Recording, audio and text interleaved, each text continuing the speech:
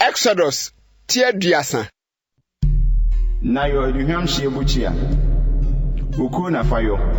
Ne tentene nye basafa biako. Na ne teterete enso nye basafa biako. Na enye ehinanan. Na ne soro kro nye basafa mienu.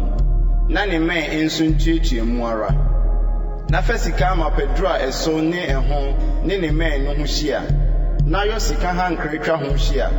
Na yo ehon sika nka mienu wo ne hankra no ase. Wo na fanu na onfa empoma nrowura mu na wo de asoa na fa oku sene empoma no na drodra ho sika na fasi ntwamutama e wa adanse adaka no ho no anim wo mpata adwa esi adanse no so no anim de meni wo behia ho no Aaron enhyeso aduhwam daa anokwa osiesie nkania no a onhye aduhwam no na se Aaron de nkania no sisi so anwumra a onhye aduhwam no eye daa aduhwam a onhye no Awurade anim mo awon toatoaso nyina mu mo nhye so aduhwam foforo biara ohye afode ana aduane afode na mo nhwie ahwesa enso muso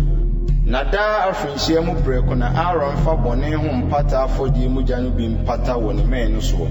daa afi onpata wo so preko mo awon toatoaso nyina mu eye akronkron ni mu ade konkron ma Awurade.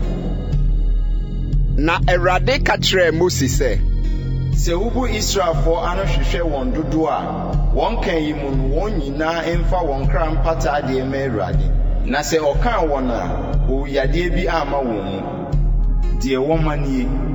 obiara a wɔkan no fra dodo a wɔkan wɔn no mu no emma bitebra fa se kronkron bia bitebra no tie bitebra bia ko yɛ gila adwum bitebra fa se Awurade maso aforebɔde obiara a wadi mfi aduonu ni akyira a wɔkan no fra dodo a wɔkan wɔn no mu no emfa emmaso aforebɔde yi ima Awurade sɛ wɔde maso aforebɔde no rema Awurade de apata ama mokra wɔde fo ento so na ohiani enso enti dwetebla fa no so na gyegye mpata sika no Israelfo no nsem na fama ahyiaye ntomadan no musom no na enya Israelfo no enkaye Awurade anim na omfa mpata ma mokra. Na Awurade ka kyerɛ Moses fa yawa yokuduo enso anase enso ye yawa na wadware mu na fasi ahyiaye ntomadan no ne afɔrebukyia no ntem na gu mu nsuo na Aaron ne ne ma emfa hohoro wɔn ensa ne wɔn nan ho sɛ ɔrekɔhyɛne ahyiaye ntomadan no mu a ɔmfa nsuo hohoro wɔn ho na wɔnwu anase orebeben aforibuchia no abesom abebo ogya afode ama Awurade a onhohoro wonsa ne won nan ho na wangu na enye da atromuade ma won ono ni nasefo won awon toatoaso nyina mu. Na Awurade ka kyerɛ Moses won so fanuhwam atitiri kroban ne nwitebna ahanum ne dipapo hwenhwem saafa ahenu aduonum ni metri hwenhwem ahenu aduonum ni beru nua hwenhwem ahenu kronkron bia dwetebina so ni ngudua enwususutu abiako na fa yesra ngo kronkron adufra a wafra no adufra fo nyansan mu na enye sra ngo kronkron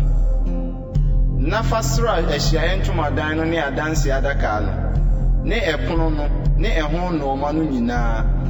ni kane adua no ni ehon no ma no ni aduhwam hye buchia no ni ohye aforibuchia no ni ehon no ma nyinaa ni kuduo no ni ne ntaase no ho na dwira ho ma no nya akronkron ni mu ade kronkron obiara a woka no nya kronkron nasra Aaron ne ne ma no ho ye won kronkron na woni mi asofo na ka kyerɛ Israelfo se yenye sra ngo kronkron ma me mo awon toatoaso nyinaa mu onhwie ngo nipa honam so na mo nsususu nnyo bia etise eno eye kronkron enya kronkron ma mo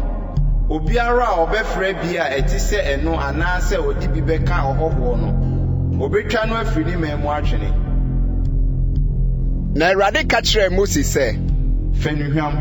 aneniduro ne nwurahwam ne prekese hwenhwam ne ohwam fufuo gyinegyine onsusu ne nyinaa pe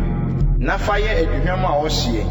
Edufrafo nyansa nso edufra a waposa eye gyenegyene ne kronkron na si bi fikofiko na fa bi si adanse no anim ehyiaye ntomadan no mu die meni wo behia no enye mo akronkron ni mu ade kronkron na eduhwam a worebeyo yi mu nsususu enyu bi imfa enye wo kronkron ma Awurade obiara a obeyo bi a etise enu enhwe ahwe no obetwa no afri ni memu atwene